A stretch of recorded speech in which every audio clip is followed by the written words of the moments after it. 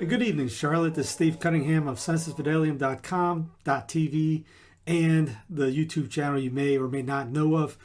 Now with the great channel here promoting the Sensus Fidelium Hour. So you got me for an hour here in Charlotte, North Kakalaki. Good to be with you. Good to see you. I'm originally from South Carolina, Cowpens to be exact. So I'm I guess you could say a foreigner to your neighbors to the south. But now I'm in just east of Charlotte. Grown to love the diocese. I've liked it for quite some time since my reversion. And I'm happy to help out in any way humanly possible with them. So without further ado, if you have any questions, email Jason. He can send them to me and I can get back to you or whatever. But anyways, wanted to this is a challenge for October. How this is going to be. What I want to do is show you the good, the true, the beautiful.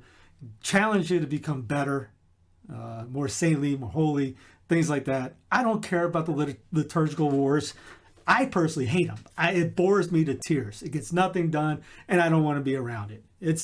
My thing is, if we become saints, we will win whatever the problem is, which isn't the ultimate goal of heaven. I don't want to turn the mass into an idol. It's the means to an end. It is not the end. Now, we are supposed to be great at it. We're supposed to be reverent, etc. And he's supposed to have reverent masses, yes. But I'm not going to go out there and say, you stink, you stink, you stink, you stink. I'm better, I know it all, blah, blah, blah. Not saying a lot of people do, but there's an attitude out there that is, and I dislike it, and I want to avoid that like the plague. There's a lot of great things happen to this diocese. I consider one of the best out there, and I will do anything to help out and promote what's going on here. So let's talk about some things that, let's shine some reality into things before this challenge. Because with a challenge, it's good to come out there and say, you got to do this, you got to do this, you got to do this. A little bit of my background, I played 2 sports in college, basketball in junior college at Spartanburg Methodist College, and then baseball University of South Carolina, Aiken. I wasn't very good at it because I'm right here with you. There's one guy, when I did Uber for 4 years in Denver, Colorado, asked me when he heard I played, and he asked me, so how good were you? I go, I'm driving you, aren't I? So it's just one of those things. I'm kind of brutally honest. Underneath my baseball cap, I had the words, you stink, underneath it, because I never wanted to get a big head. And there were some guys on the team that thought we played for the 1927 Yankees. We didn't take it too seriously. We like to have fun. As one, we'll bring it up in the later topics, but 3 cheers for joy was a motto of a certain bishop in Vietnam. And most probably would think, oh, well, that's cool and all. Well, this bishop had all his priests were getting slaughtered. If you ever heard of the Saint Théophane Venard, he was the first original, quote unquote, little flower. Saint Therese of the Little Flower and of the Holy Face. That's her whole name, by the way. I'm a big devotee of the Holy Face. She loved him. She wanted to be like something like that. They were pen pals in a sense. She prayed for these missioners all over the place. Anyway, Théophane, one time he was getting sick and he would just yell, well, 3 cheers for joy anyways. He thought he was going to die. This bishop, everybody he got into his diocese was killed. And his motto was 3 cheers for joy anyways. So anytime you see something bad happen, 3 cheers for joy anyways. So this challenge, just like anything else, if I wanted to play ball, wanted to play something, coach would challenge you. You want to do this? Here's the challenge. If you want to get here, here's the challenge. He just didn't go out there and say, do this. There has to be a why behind it. So I'm going to show you some of the bad things you might not know of, or you might just think, all things hunky-dory, all things are sunshine and lollipops going on. Let's put a little different spin on that. Again, good, true, beautiful. This is true. But again, and then most of the times don't think I'm slamming things. I'm just showing you the hardcore reality on ideas that you probably haven't heard of. Might be on my show Clown Planet before, if you've been following. I do a new show on that called Clown Planet, where I'm just showing what I want to do is get the craziness out there so people understand what we're up against. It's the art of war. If you know your enemy and you know yourself, you got a high chance of winning. If you don't know your enemy, you know yourself, 50-50. If you don't know either, you ain't got a chance of winning. So, without further ado, now this was last year. Tennessee Diocese, for my English speaking audience, I will try to read that better. Tennessee Diocese to offer a Vax booster clinic at Cathedral Hall warns dissenters will be arrested. Think about that. Dissenters will be arrested at the cathedral for this. Now, all this. This was from February 8th, 2022. You know the things behind what has happened since. I'm not going to get this channel banned for the first show, but you know the stats. It hasn't been good, and it's going to get worse. RT. This was March 22nd, 2019. Catholic churches in France vandalized, set on fire, and smeared with excrement. Photos, video. Here's just a photo of St. Sulpice in Paris. So you see what's been going on. This is back in, what did I say it was? 2019? 2019. I think there's another one. We'll just get to it when I get to it. Bishop Lobsinger forbids Spanish and French for confession and last rites. This is in L.A., Diocese of L.A. There's a lot of Spanish-speaking people out there. I don't know. I didn't know there was a big French population. I have no idea. But there's a lot that hurts. So it's just not the Church of Mass getting hit. Bishop Vedder cancels all 1962 land masses in the Diocese of Helena. This was February 1st, 2022. I think this was right in the wake of TC, Traditionis Custodes. It's the one that came out with Pope Francis Motu Proprio. I'm going to skip this one because I think it's apt for today. Major overhaul will leave Chicago Archdiocese with 123 fewer parishes by July. The Chicago Archdiocese had 2,400 priests in 1975. That included diocesan, religious order, and retired priests. Today, there are 1,200. Have been learning that their parish is merging or closing altogether. Critics say Cardinal Blaise Cupich's program called Renew My Church is just the opposite. The latest on where this all stands now from Marianne Ahern. Marianne. Allison, here are the challenges. Far fewer priests, less people in the pews, as well as donations are down. Then throw in church buildings that need repair, and the Chicago Archdiocese says it had to take on big changes. Do you feel nobody's leading you? Part of the church was always to lead. Ronetta Grissick's parish, Our Lady of Victory, closed last November after more than 115 years on the Northwest Side. The Archdiocese's major downsizing means that while there were 344 parishes in 2018, by July 1st, there will be just 221. Father Jason Maliv is the spokesman for Cardinal Blaise Cupich's initiative, Renew My Church. We're becoming much more mission-centered, that is for sure. I get it, but this is a very big campus, and the big question is, why was this one selected to be closed? On the south side, there's a for rent sign at Corpus Christi's former school. That parish closed as well. A major factor for the downsizing. In 1975, the Archdiocese had 2,400 priests. That included diocesan, religious order, and retired priests. Today, there are just under 1,200. As the parishes merge, they are often given new names. Chicago Catholics, though, have often identified themselves by, "What parish are you from? What about that? Will people in Chicago still say that?" We are such a parochial church. Absolutely. We know where we grew up, but how the collected people call themselves, that certainly is going to take a lot of time to get used to. It's just, I won't play the whole thing. If you want to see it, it's in the show. We'll put it in the show notes. But missionary church, it's the opposite of missionary.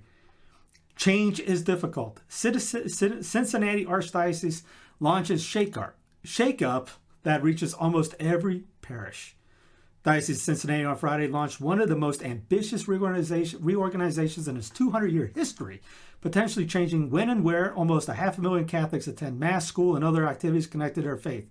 Known as Beacon of Light, you talk about gaslighting, the restructuring process will combine the Archdiocese's 208 parishes into 60 families of parishes, which will begin sharing priests and resources as early as next year. Beacon of Light, huh? Tell them it's supposed to be good. Here's a Muslim lady praying at a Catholic church. Well, mute that because I don't want to put any demonic prayers in there. So you see what that's going on. That's in France, I think it is. Saint Sulpice, yeah. Ottawa Church cancels Mass for fear of trucker unrest, but admits they're well behaved.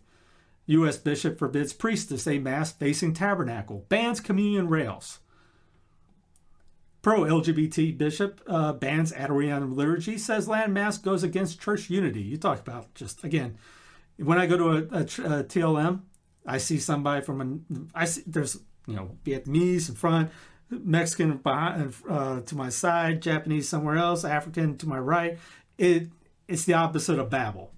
It's the vernacular that sections everyone out. You don't talk to the Mexican population. You don't talk to the Vietnamese population. You don't see the Filipinos. You don't see everyone else because it breaks everybody up. Burned church. Blessed Sacrament found. St. Mary's Church in Nachin in Cameroon.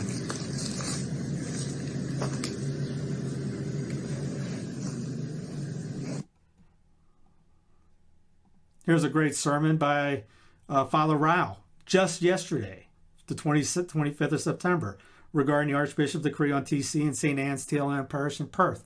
What happened is they just took out all their traditional masses except for on Sundays and holy days. Here's Pope Francis having an environmental thing just last week. If you look at his tweets, it was exactly what the WEF, World Economic Forum, if you don't know, has been talking about. The Agenda 2030 project, everything. Needing to get rid of fossil fuels and things like this. Caring more about earthism as the new religion, which, as Patrick Wood says in his book on technocracy, they base it on they look at the gospel their gospel is based on Laudato Si.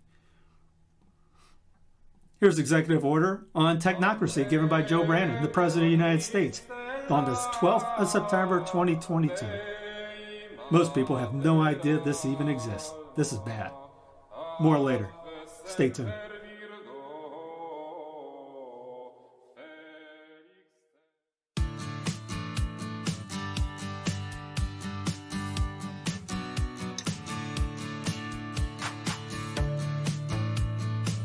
Hi everyone, it's Jason Murphy for the Catholic Men's Conference of the Carolinas and the Obligation Radio Show here on the Carolina Catholic Media Network. Registration is now open for the 13th Annual Catholic Men's Conference of the Carolinas to be held on March 18th, 2023 at St. Thomas Aquinas Catholic Church. It's going to be an amazing day of faith, fellowship, and prayer. Of course, we'll be joined, as always, by our own Bishop Peter Jugas of the Diocese of Charlotte.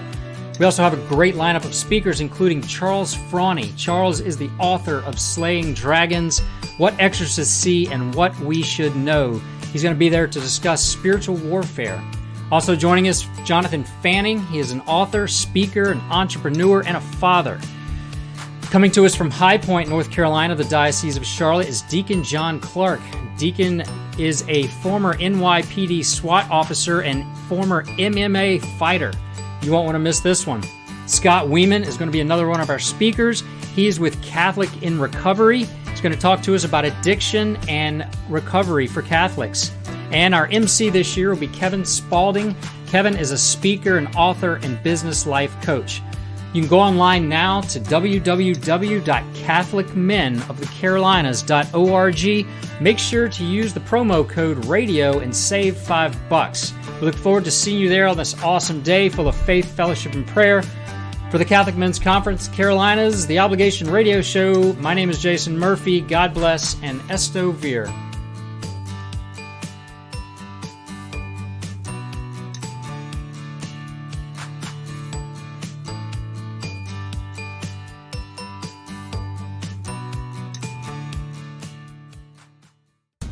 Are you a man searching for the truth? Find answers and fellowship in the Carolina Catholic Man Cave every Saturday from noon until 7 p.m. only on the Carolina Catholic Media Network. Hello, Carolina Catholic Media family. This fall brings more new programs and ideas to grow your Carolina Catholic Media apostolate. You'll find all access to our local programs on air, online, and on demand, with nearly 1,000 audio podcasts and YouTube videos available in our vast library. You'll hear more local parish, school, and ministry news, plus big events being held throughout the fall. Be sure to ask about reserving a Carolina Catholic live broadcast for your event. We encourage you to get involved, come join us, and catch the spirit. The Carolina Catholic Media Apostolate is a 501c3 nonprofit. We are 100% funded by you. Please consider a one-time donation, a monthly pledge, a business sponsorship, or perhaps becoming a program underwriter. Every dollar supports our evangelization mission to spread the truth of Jesus Christ and our Catholic faith across the Carolinas. Thank you for discerning a role in the Carolina Catholic Media Apostolate. May God bless you abundantly.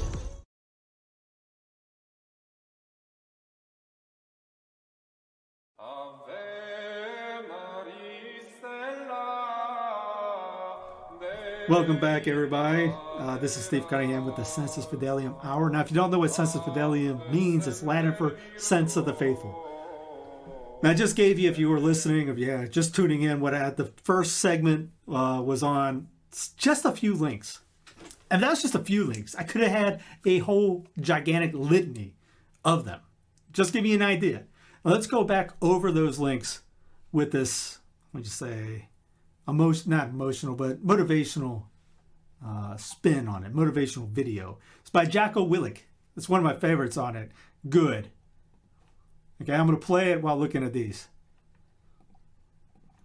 One of my direct subordinates, one of my guys that worked for me, he would call me up or pull me aside with some major problem, some issue that was going on, and he'd say, "Boss, we got this and that and the other thing." And I'd look at him and I'd say, "Good."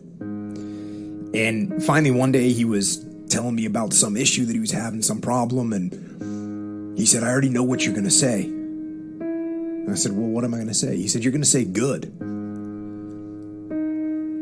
He said, "That's what you always say. When something is wrong and going bad, you always just look at me and say good." And I said, "Well, yeah, when things are going bad, there's going to be some good that's going to come from it. Didn't get the new high-speed gear we wanted? Good. Didn't get promoted? Good. More time to get better. Oh, mission got canceled? Good. We can focus on another one. Didn't get funded. Didn't get the job you wanted. Got injured. Sprained my ankle. Got tapped out? Good. Got beat? Good. You learned. Unexpected problems? Good. We have the opportunity to figure out a solution. That's it. When things are going bad, don't get all bummed out, don't get startled, don't get frustrated. If you can say the word good, guess what? It means you're still alive. It means you're still breathing. And if you're still breathing, well, then hell, you still got some fight left in you. So get up, dust off, reload, recalibrate, re-engage, and go out on the attack.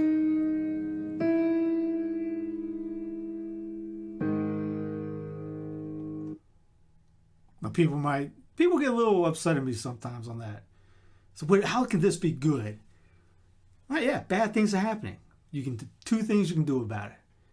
Move forward, as he said. Engage, where you can cower in the corner, whine and complain, and act like a victim. That's easy to do. It's easy to go on Twitter and talk about how bad things are. It's easy to write a blog and talk about and condemn other people. It's easy to destroy. It's hard to build. It's easy to throw in the towel and get upset and say, "Oh, this is over." It's hard to take up all your sacramentals, go into a field and hand them out to anybody that walks by and invite them to a mass. It's easy to say, "Well, traditional mass is getting time. I enjoy the traditional mass. I haven't gone out and yelled at the Pope one time yet. In this diocese, I was hoping for the pre-55 during the Triduum. Sure, it was disappointing. It was big time disappointing when we heard that we weren't going to have it. Did I go after His Excellency? Nope. I was telling other guys, back off. There's a reason why, and the weather conditions, if we haven't figured it out yet, isn't good. So if you want a John Chrysostom, if you want a St. Athanasius, we need to be prepared to lose that St. Athanasius. Because what happened, if you know church history, the bishops that did that got exiled. No, you never read about what happened to the laity afterwards. You hear about what happened to John Chrysostom when he got exiled, Athanasius, etc. Some even died out there in exile. Some got called back. But you never hear about how the laity went. If you're out there thinking, oh, he should do this, he should do this. Armchair quarterback. I haven't watched a Panther game in 3 years. Big time Panther. I didn't miss a play. I didn't miss a snap. Never missed a kickoff. We used to have season tickets back in the late 90s, early 2000s when you actually could afford to go. Can't go. Why? Trannies out on the field. It's hard. I love the game. Love to play. Love to go to the games. Yeah, it's easier that the whole team was pretty much squashed and moved on, and there was a whole new group of people in uniforms. So basically, like one guy joked, you're basically rooting for people in laundry. So what laundry you want to root for today? That team or that team? It's laundry teams. Yeah, I miss it. I miss baseball. I miss watching that. Love it. My nephew somehow or other is listening on radio. It's great. We used to listen to radio when we were teenagers, especially in Aiken, because we were growing up Cincinnati Red fans, and my dad was St. Louis Cardinals fans. So we watched the Cardinals and Reds. I couldn't tell you, and I put a gun in my head. I couldn't tell you who's on the teams of either the Panthers, Reds, or Cardinals right now. Well, take that back. I know Pujols is, because if watching the news, he just hit number 700. No clue. I can't support those. Can't support what's going on. Disney, same thing. So what do we do about it? Again, all those things. You can participate in what's going on. We can stand up and try to be part of the solution. Problem or solution? In this, like I said, you see what's going on. I've been following the craziness for the last 2 years. I try every day to bring at least the attention of somebody new. You don't want to hear about my hospital experience last. My wife just had our third baby last week. I had the cops, 3 of them, called on me at the hospital because I wasn't obeying their mandates. I was there in August 2020. Nobody said a word to me. Now, it's nuts in Novan Hospital. If you know anybody or saying like that, I had 3 cops come to the room with my baby, newborn, in my arms. And a cop directly lied to me in my face. And I was ready for whatever was going to come next. You hear people talk about martyrdom all the time. Oh, we can do this. We can do this. How many people can really say, if you can't do these small things, can you do the bigger ones? You hear about the Victories of the Martyrs. You read that book by St. Alphonsus. Get it. Beautiful book. Fantastic book. Goes into Japanese martyrs in the latter part, and the first pretty much 2/3 is on the early church martyrs. Just beautiful stuff. Fantastic. I got a photo of the 20 Legion, not the 20, the Legion Martyrs of St. Maurice. How they just stood their ground and just took it, decimated. And you read about the ones that stood on the ice and just frozen. I remember going out there last winter and said, I don't know if I could do that. I'm cold now and I'm walking out here barefooted. How did these guys stand on ice all night long and make it? One guy ended up, if you know the story, goes into the bath because they were tempting them with a hot tub, in a sense, a hot tub. One left, got there. A Roman soldier ended up seeing the virtue and the faith of the others, the 40, and there was 39 left after him. He took the place to have the number 40 back. What do we do about this stuff? How's your attitude? How's your mindset? We used to say before games, get your mind ready. So if you get punched in the face, what do? How can you stand? How can you keep going? It stinks out there. Yes, it seems like you get bombarded all the time. Punch here, punch there. If you know the clip from, was it Rocky 5 or 6 when he's talking to his kid? Life isn't all about sunshine and lollipops. It's about how hard. It's not about how hard you get hit or how hard you can hit. It's about how hard you get hit and can keep going forward. How much you can get pounded in the ground and keep moving forward. Are you one that likes almost like a thank you, sir, give me another. Thank you, sir, may I have another? Or are you one that when the first things that come, you talk a big game, but when the first sign of adversity comes in, you crumble? It's one of the things I think as Jerome talks about, these people that seem all peaceful and talk a good game at first, but then something happens, they turn into Mount Vesuvius. How are you angry? How's your inner soul? Are you reading the lives of the saints, imitating them? Read those guys. You think the church is bad now? You ever heard the Cadaver Synod? The Pope literally dug up the previous Pope, put him on the stand, charged him for basically, condemned him to the fifth realm of hell, cut off his fingers that he blessed, stripped everybody he ordained of their orders, and threw his body into Tiber. The next Pope got him out, buried him again, gave him a proper burial, and then gave back all the faculties to all the priests. The next Pope comes in, takes them all away. Imagine CNN and MSNBC at that time. They'd have a field day with that. You ever heard that? I talked to one person. She was all worried. The church is going to, in a handbasket. Told her that story. She never heard of it. Her husband said, thank you. She was all uppity because all the blogs you're reading, all the negativity, no one ever says, hey, suck it up. Embrace the suck. Military lines. There's another one I heard. Suffer in silence. There was a Marine that was the waiting water. I hated that. We had to do that for baseball. He was trying to breathe. He couldn't get up, and he's just keeping up there. And the drill sergeant comes by. I can hear you moan and groan and sigh. Suffer in silence. Can we do that? Anything like that? Do we have to tweet it out? Tell everybody, tell the world what's going on. Act like we know. Have like this Gnostic idea. We know what is going on, and here's why. And this is terrible. You need to go here. Where's the virtue and obedience? That's the holy weapon. I know there was a thing about the Freemasons saying that they were going to use the tool of holy obedience against the church. Well, we don't take up the vice of disobedience. We keep our weapons and use it against. I'll have more on that on the next break.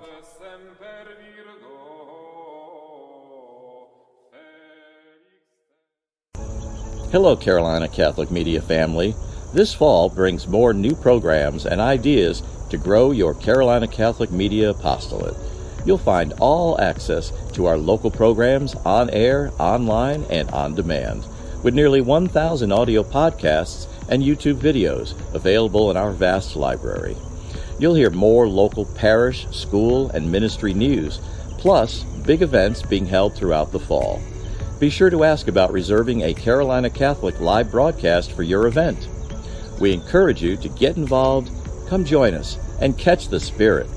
The Carolina Catholic Media Apostolate is a 501c3 nonprofit. We are 100% funded by you. Please consider a one-time donation, a monthly pledge, a business sponsorship, or perhaps becoming a program underwriter. Every dollar supports our evangelization mission to spread the truth of Jesus Christ and our Catholic faith across the Carolinas. Thank you for discerning a role in the Carolina Catholic Media Apostolate. May God bless you abundantly.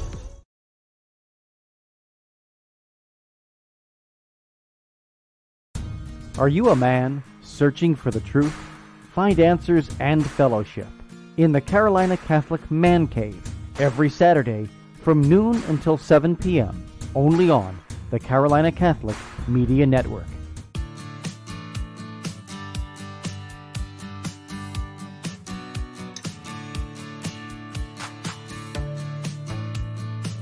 Hi everyone, it's Jason Murphy for the Catholic Men's Conference of the Carolinas and the Obligation Radio Show here on the Carolina Catholic Media Network. Registration is now open for the 13th Annual Catholic Men's Conference of the Carolinas to be held on March 18th, 2023 at St. Thomas Aquinas Catholic Church. It's going to be an amazing day of faith, fellowship, and prayer. Of course, we'll be joined, as always, by our own Bishop Peter Jugas of the Diocese of Charlotte. We also have a great lineup of speakers, including Charles Frawny. Charles is the author of Slaying Dragons, What Exorcists See, and What We Should Know. He's going to be there to discuss spiritual warfare. Also joining us, Jonathan Fanning. He is an author, speaker, an entrepreneur, and a father. Coming to us from High Point, North Carolina, the Diocese of Charlotte, is Deacon John Clark. Deacon is a former NYPD SWAT officer and former MMA fighter. You won't want to miss this one.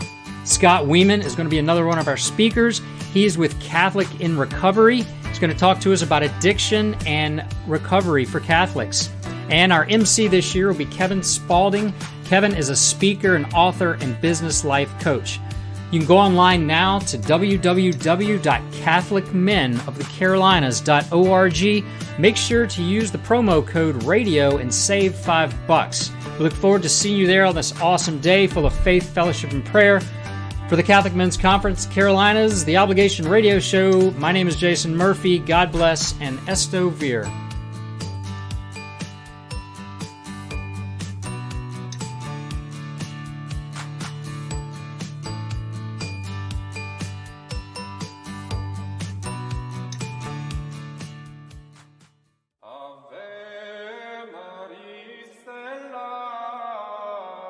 Hey, welcome back to the Sensus Fidelium Hour. Hey, are going over the litany of badness that's happened. You probably heard about the pro-life leader that got arrested at home. Things are bad. Remember, D.C. has come out saying that we are domestic terrorists. Anybody that doesn't agree with them are domestic terrorists. We. That's why I go with Jocko said. Good. One priest, Father Abernathy, mentions in his Ladder of Divine Ascent series, which if you go on the YouTube channel of mine, Sensus Fidelium, you'll see, which the Ladder of Divine Ascent, if you don't know of this, is a life-changing book. St. John Climacus wrote it for monks. He was begged to write it for him. He was the head of one of the monasteries there. And if you ever heard of a fellow named St. Philip Neri, he had two favorite books, John Cassian's Conferences and the Ladder of Divine Ascent by St. John Climacus, who called Rome his desert. And it's just strings. You can see it up here. I have an icon right up there of it. You can see the bottom. And it's just the ladder, getting up to heaven. How do you get it? Exile, obedience, detachment. Those are the first three rings. Not in that order. I messed up the order. But check it out. But Father Abernathy goes, Rome is taking away things right now. And I don't know why. Maybe it's kind of like a slap across the face to wake us up. Kind of like cold water being thrown on us. Getting you motivated. I see all these things. It gets me excited. Okay, we're public enemy number one. Good. The church is coming after us. Good. The traditional mass is getting pulled away from many places. Okay, good. Are we supposed to be comfortable? Are we wanting comfort, ease, fortune? How many saints do you heard of? Now, there are some that, went through life with wealth. But how many do you read of that went through with no pain, no suffering? Lived in, money coming out of the heavens. Always not worried about the bank account. Everything was going well for them. Family was blessed. You have get new cars and this, that. I remember I was working at Time Warner Cable back in the day before my reversion. I kind of got back into it. My brother texted me up once.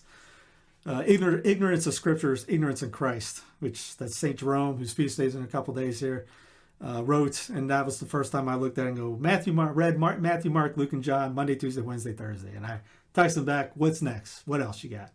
And I dove in after that. I don't remember where I was going with that story, but sometimes you need a splash, knock across your face, a splash of water in you to wake you up, get you going. You don't know what's going to be. Maybe you have that person in your life that you're begging, please come back into the church.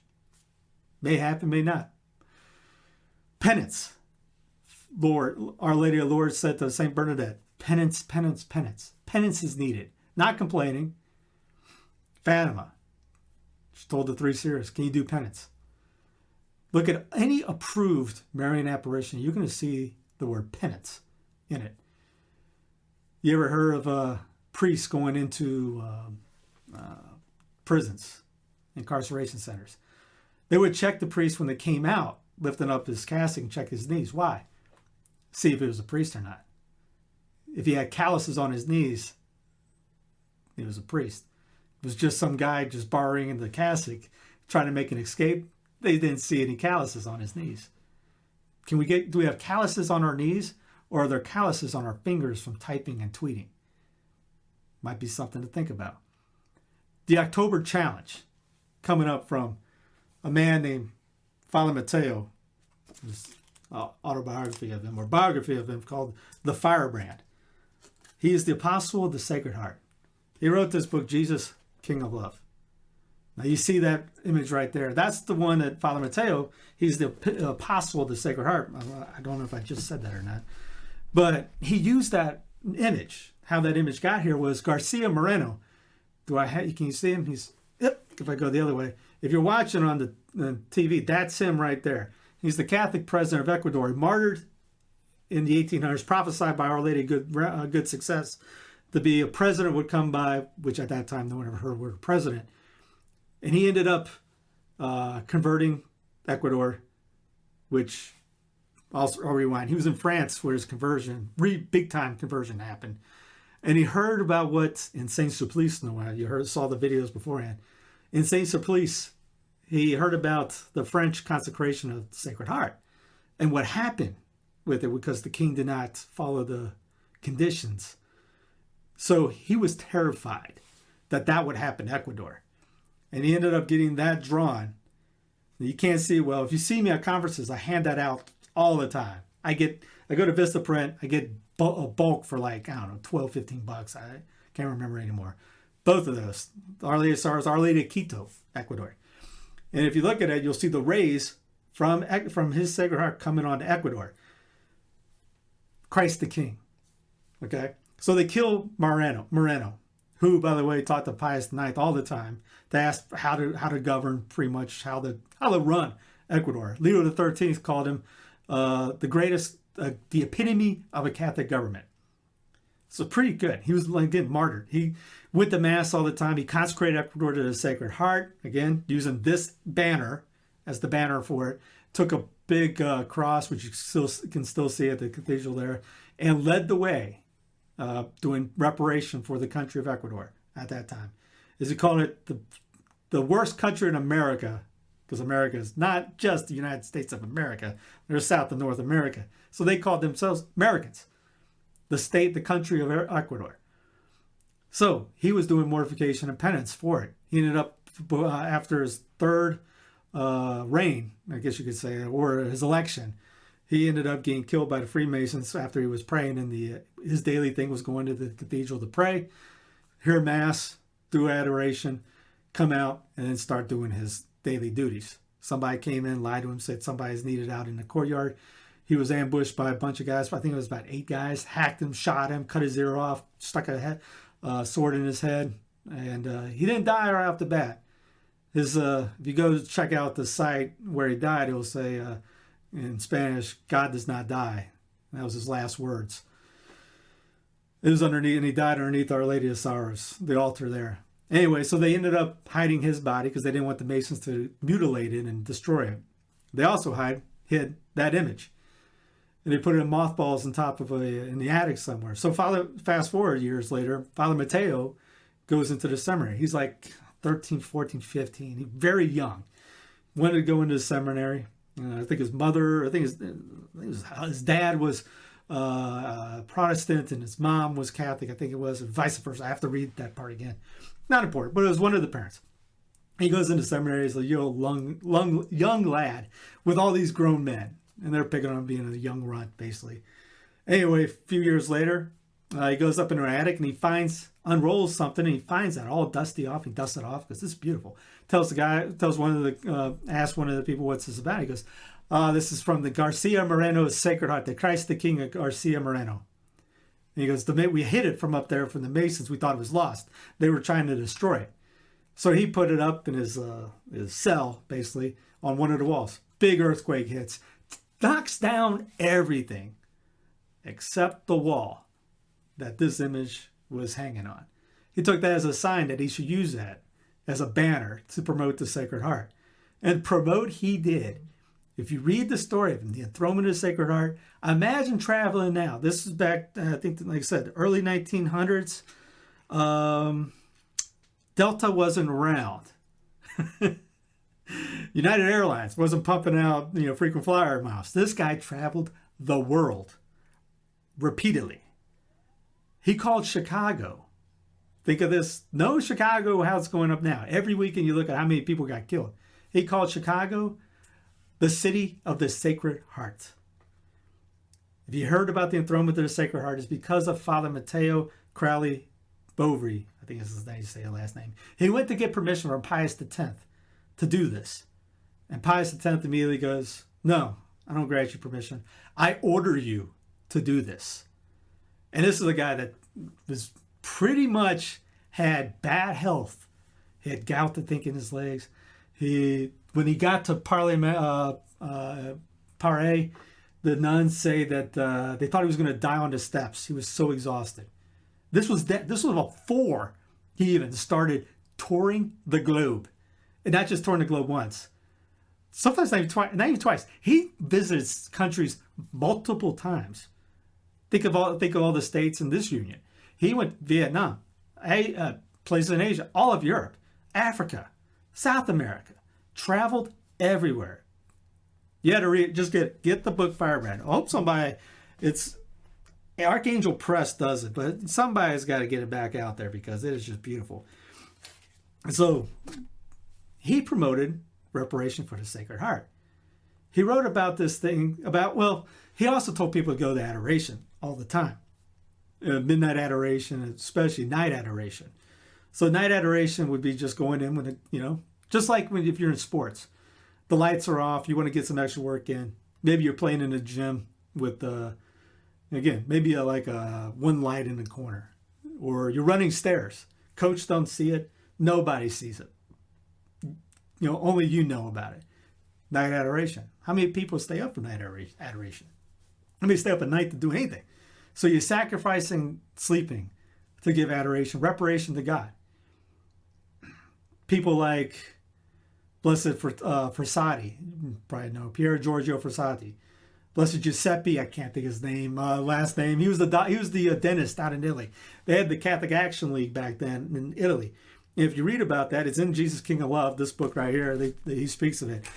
Thousands of Italian men would do night adoration all night before the first Friday for reparation for Italy and others. Thousands. How many men can you think of now that do it? There's a parish down the street from me. They do it. They do it pretty well. I don't know how many else does it. I was surprised, but reparation. You saw what became first, or what the first, the litany of all the bad things that were happening. What do you think is going to happen? I'll read more about this coming on the next break.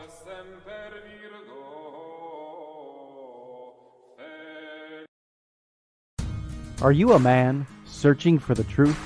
Find answers and fellowship in the Carolina Catholic Man Cave every Saturday from noon until 7 p.m. only on the Carolina Catholic Media Network.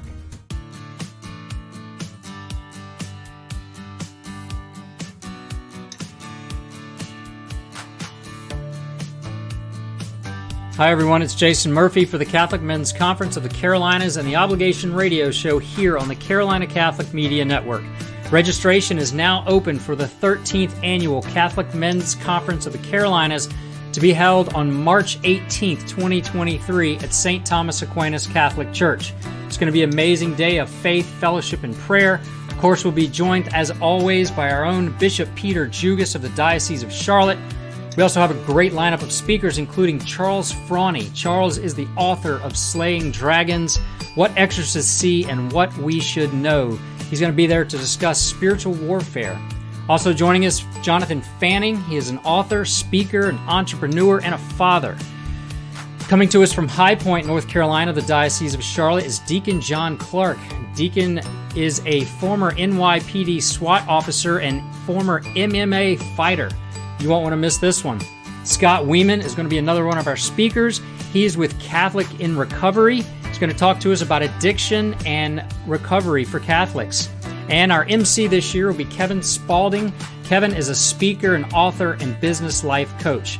You can go online now to www.catholicmenofthecarolinas.org. Make sure to use the promo code RADIO and save $5. We look forward to seeing you there on this awesome day full of faith, fellowship, and prayer. For the Catholic Men's Conference Carolinas, the Obligation Radio Show, my name is Jason Murphy. God bless and Esto Vir.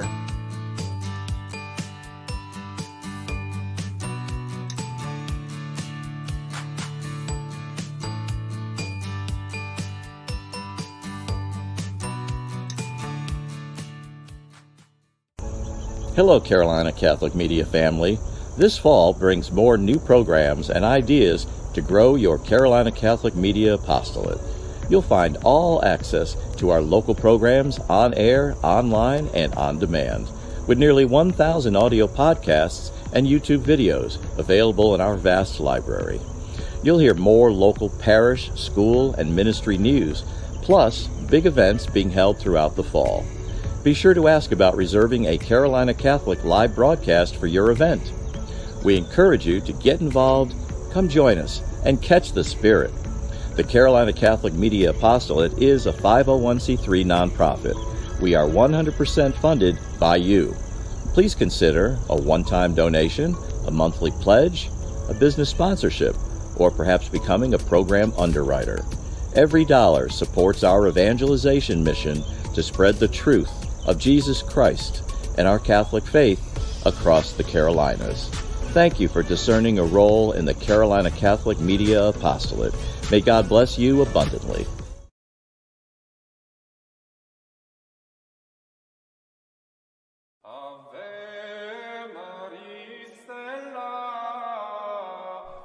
Welcome back to the Sensus Fidelium Hour. This is Steve Cunningham with sensefidelium.tv.com and the favorite YouTube channel of millions, well, just a couple 100,000 across the globe. All right, final segment. Here's the challenge that I'm bringing up. First, let's go with this sermon that a priest, I can't remember where he's from, gave when they found out they were getting the Trisha Master cut down. It may be well just to take a few days to reflect and pray and ask our Lord and our Lady to console us and then instruct us what to do. We need to ask the Holy Spirit to guide us and to not let the devil attack us by filling us with fear. I hate the fear. We had 2 years of fear. Take that back. 2001, we have 21 years of fear. I mean, how many times they pushed that in your face? By the way, they extended the emergency terrorist thing another year. Thanks to Joe Biden for 9/11. So that's another fear. Fear. When you get fear, you're going to be watching Fox, CNN, MSNBC. They promote fear. They need fear. Blogs need fear for the people to watch them. Again, look at my channel versus other bloggers. My channel has priests doing sermons. Or if we do a resistance podcast, I'm trying to promote something that most people have never heard of before. Or read something and try to get people motivated to become saints. You look at most blogs, they tell you about the worst things that are happening over and over and constantly talking about this. You talk about the hyper-papalism, it's usually the guys that can't stop talking about what's going on out there. The battle between God and Satan is in our hearts. If we are obedient, then we steal power from the devil who wants us to be divided. Don't let the enemy make things worse. The demonic will attack our weaknesses in every way at this time. We are to pray, Jesus, I trust in you. We should reject and renounce any hatred. St. Padre Pio, whose feast day was a couple days ago, who had an 8-year term of not being able to celebrate Mass publicly, was obedient and he was victorious. I bring that up to many people. How many forget that Padre Pio had the church, basically keep him from saying Mass? Did he go out there and say, no, go pound? Someone wrote on Twitter the other day, we should tell him to go pound sand. Do you hear Pio ever saying that? You hear Pio going, no. He offered it up. He took that, except the cross. Another line, you ever heard of this in Holy Scripture? You take up that cross, do you believe that the gates of hell will prevail? If you don't, if you believe that Jesus Christ, the second person of the Blessed Trinity, said the gates of hell will not prevail against my church, do you believe him or not? Do we have faith that he said that or not? He's sleeping in the boat. You read about the one with the storm in the boat. He's sleeping. Dom Garanger, who everyone should read. Fantastic. He writes in his the epistle commentary about how on Saints Peter and Paul Day, feast day, how a little hut was praying hope against hope that something would happen, that the Pope would get freed. And here they were, and his words were, this little hut was more powerful than the entire army holding in Peter. And he goes, sometimes you need to send an angel to slap the Pope upside the head to wake him up. You can also do that. We got to, as Mateo says, we have to pay the price. There was a story in this about a lady who was praying for the conversion of her family. She was the daughter every night, and she probably wasn't old because probably was a teenager, low 20s, because she was at home still. The parents saw the light on at night. Finally, the dad went up, knocked on the door, thinking she was sick or something. What's going on up here? She goes, I've been praying for your conversions for, I don't know, weeks, years, months, something like that now. And I do this for how many now? An hour or two a night, maybe all night. And he was touched at that, to the point that they became fervent Catholics again. They didn't even go to Mass anymore. Hear about how many people don't go to Mass anymore? Since the lockdowns, how many people come back to Mass? How many people left? I know a bunch that don't go anymore. How many do you know? You thought it used to be the joke of how many people fell away from faith. Now it's how many people don't go to Mass after 2020, 2021. All right? There's a lot of people. What were you doing about it? Are we educating? Are we promoting? We doing this? We doing reparation? Are we putting in the time and fighting to help not only others' conversions, but strengthening our hierarchy, praying for the Pope like this? The whole night adoration, this is going into the night adoration of the home. It's a whole thing, a bunch of prayers for the Pope in this. Big time prayers for the Pope in this. Here's one of the things from chapter on page 155 of Jesus King of Love. Again, as Mateo says, the price needs to be paid. You have no doubt read and deeply appreciate the encyclical of His Holiness Pius XI on reparation, and you must have realized the necessity of consoling the heart of Jesus. You cannot better put into practice our Holy Father's desire than by carrying out night adoration in the home. And we could not have better interpreted the Holy Father's wish had we organized this work after his encyclical. Read again and ponder over that magnificent letter, and you will find, even in tiny details, that we are in perfect harmony with the Sovereign Pontiff's views and advice.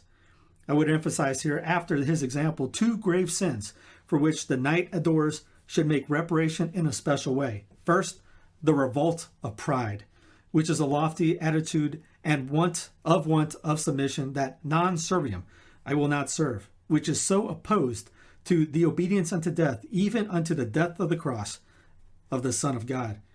Secondly, the sin of sensuality, which is met within the drawing rooms of distinguished people at the seaside, and even in our churches, under the form of immodest fashions, very often patronized by careless Catholic women who, by their shameless clothing or lack of it, are real sowers of mortal sin, ticket sellers of hell. Most of the gravest sins are caused by this revolting indelicacy, and these fashionable Catholics heap up for themselves a crushing weight of responsibility against the hour of justice.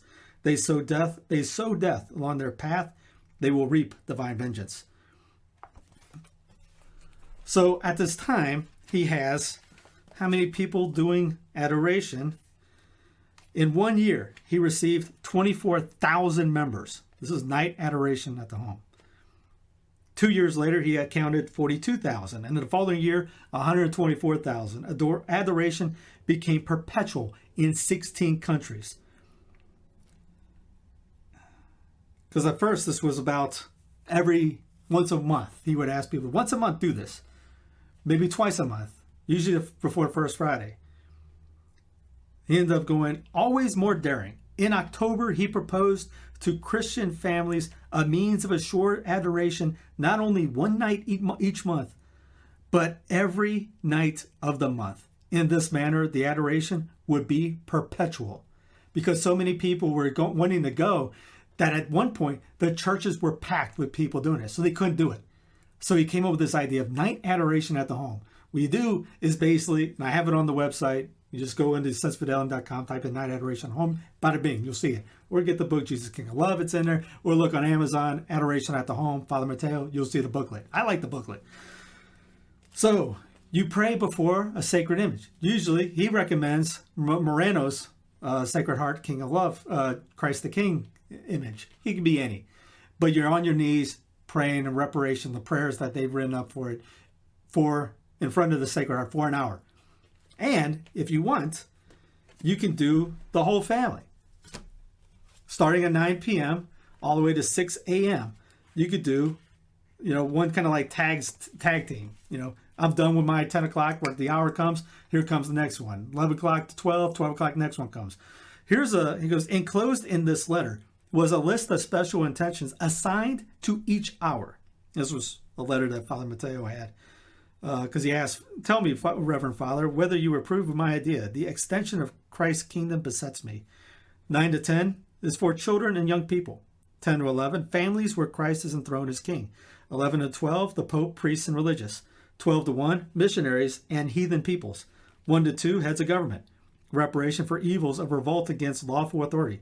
2 to 3 a.m., worldly families. 3 to 4, the poor, sick, and tempted. 4 to 5, students for the priesthood and novices. 5 to 6, Catholic schools and their staffs. 6 to 7, enemies of the Holy Church. 7 to 8, bad Catholics, heretics, and schismatics. Goes, as each hour chimes, the sisters may say, writing about a convent, Most Sacred Heart of Jesus, thy kingdom come, and once, Most Sacred Heart of Jesus, may you be known, loved, and imitated. Love is not loved, if you heard that before. Or the Sacred Heart, behold my heart that is loved so much, and nobody really cares. I'm just paraphrasing, obviously.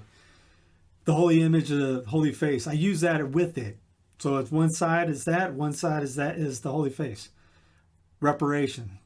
Our Lord told Sister Mary Sister Mary of St. Pierre, I'm still thinking of the Sacred Heart, and I'm looking at the infernal clock which is running down. He goes, I want you to make war on the communists. You ever heard of the golden arrow? In the most holy, most sacred, most adorable, most incomprehensible and unutterable name of God, be forever praised, blessed, loved, and adored, in heaven and earth and under the earth by all the creatures of God, for the Sacred Heart of Lord Jesus Christ, most holy sacrament, altar, amen. So that was like shooting daggers of love into his heart for reparation for the first 3 commandments. So take this challenge. Do it for October. I'm going to do it. It'll be my second year doing it. If you want something to change, you got to pay the price. Blogging's not going to do it. Tweeting's not going to do it. Putting it on Facebook's not going to do it. Complaining. We got to get on our knees, close that door, and beg heaven, sue heaven, as Garanger writes about. Sue heaven for help. We'll win, but we got to put in the time, just like sports. You just don't walk on the court and go, hey, I'm in the starting lineup. You got to bust your butt on that. Blood, sweat, and tears, they said. Every day, got to get your mind ready. Every day. That moment's over. Bull Durham. Pitcher gets off the field. That was a great inning. Moment, the catcher. The moment's over. Get ready for the next. And as we say in the Carolinas, keep pounding. God love you. This is Steve Cunningham with Sensus Fidelium. See you next week.